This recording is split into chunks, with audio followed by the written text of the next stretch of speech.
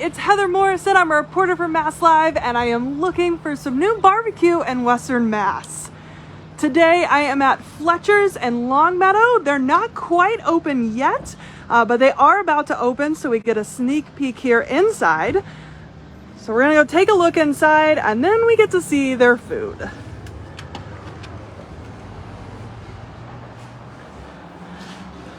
Thank you. Hello. So we're here with Bill Fletcher. So tell us about your restaurant. Hey guys, welcome. This is Fletcher's Barbecue Shop and Steakhouse in Longmeadow, Massachusetts.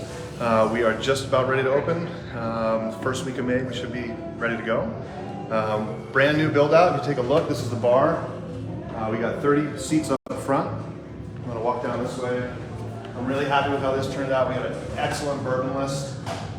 This looks very nice. Yeah, some of my favorites are up there. And these wines up here, I'm bringing a whole natural wine selection to town, which I'm very, very excited about. Some really funky, fun wines that pair really well with deep, smoky barbecue. So what kind of wine do you look for when you're trying to pair it with your barbecue? I love the pet nats. I love like something a little bit sweet and bubbly. That's really fun, it's refreshing. You don't really want something heavy because the food itself is pretty like rich. Yes. You know? So that's some of my favorites. We got 14 beers on tap, a bunch of local ones. I'm bringing a few from New York, some of my favorites from the Brooklyn area. And so you do have other stores in New York. Why did you decide to come out here? The short answer is Tinder. I started dating and then I got married. Wonderful. Yeah, and she lives in Longmeadow, and I had my lease was up after 10 years in Brooklyn, and we did a great job there. It was a good run, and it was time to find a new home. Well, welcome. Yeah, thank you. This is a little reception area. And then we kind of settle things down a little bit. Like the bar is lively, and then the dining room back here seats 50, and it's a little bit more of like a old school New York City steakhouse vibe. It has some really big booths. Yeah, those banquettes are really fun. The corner one is my favorite. It's sort of like the Don's spot, so no one can get them. Let's walk back there so people can see it.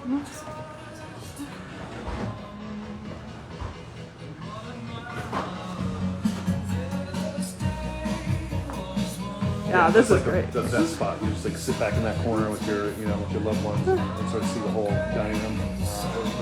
Now you're gonna have a whole bunch of people coming requesting that seat. Yeah, I'll have to make it like some VIP thing, right? Bottle service and all that.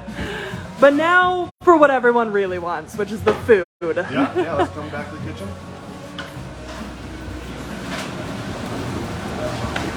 So these are the two barbecue pits.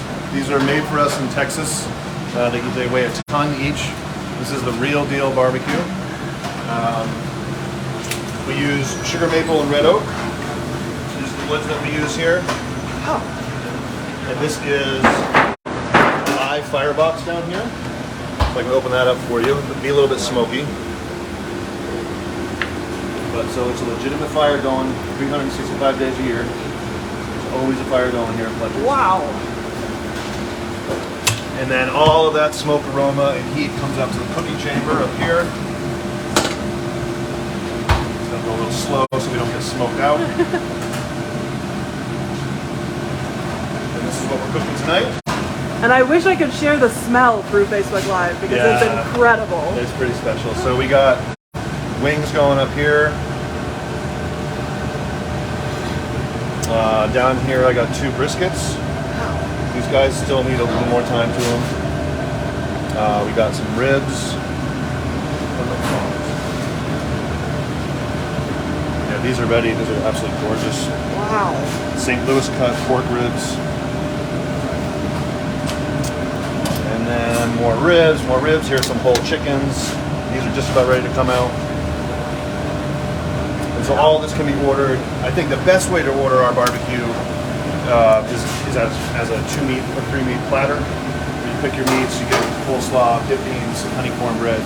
That is my favorite way to order barbecue. Yeah, it's delicious. Come every other week and try a couple of different meats. I like that plan. Yeah. And there's some up here? Yep, we have some dishes that we plated here. So these right here are the spicy shrimp hush puppies. Wow. With a chipotle aioli. This is an appetizer, one of the best ones on the menu.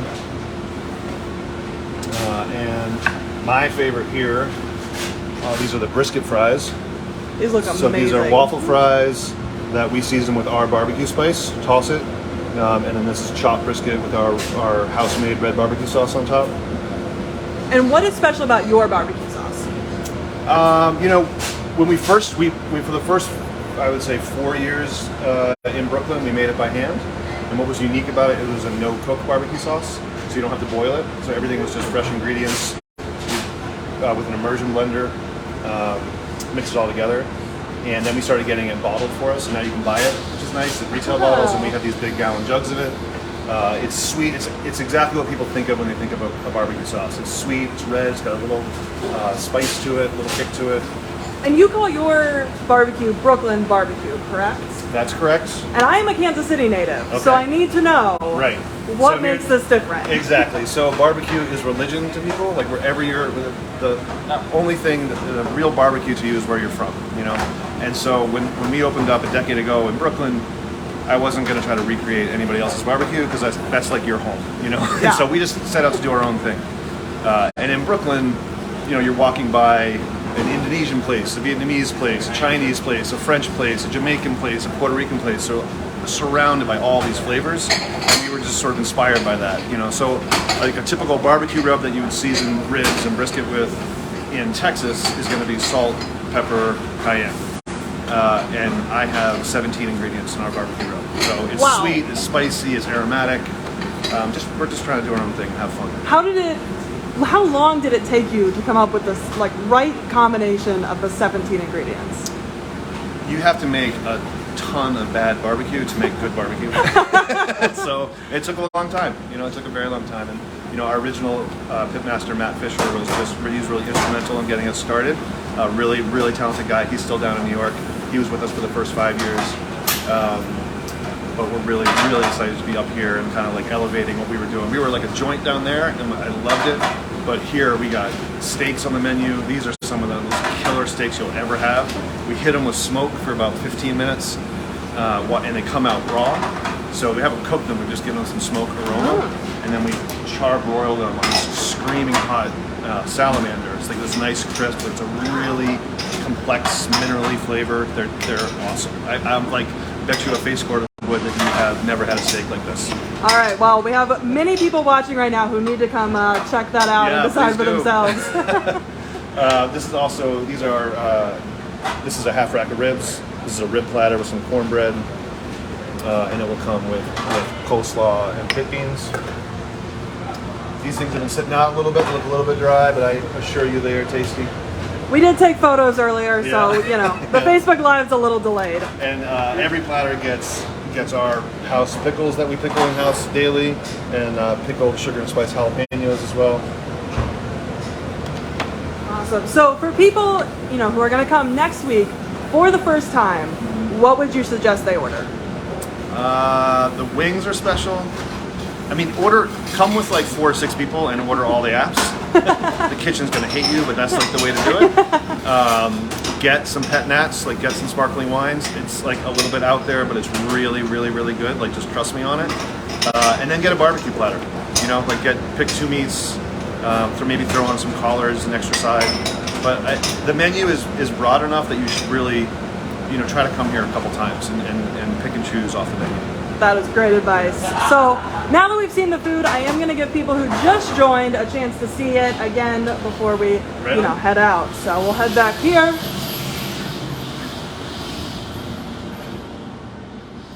And again, this is a bit of a quieter area right outside the kitchen.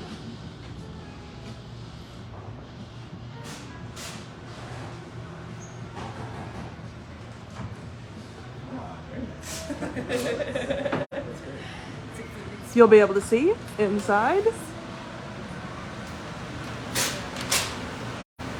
That's where we just were. And then we're heading back up towards the front.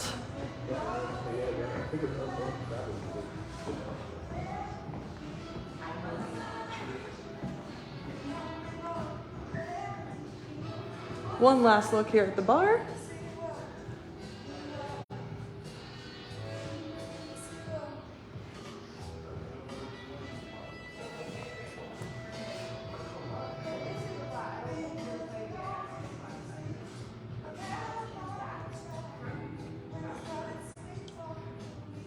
And again, I'm Heather Morrison. I'm a reporter for MassLive.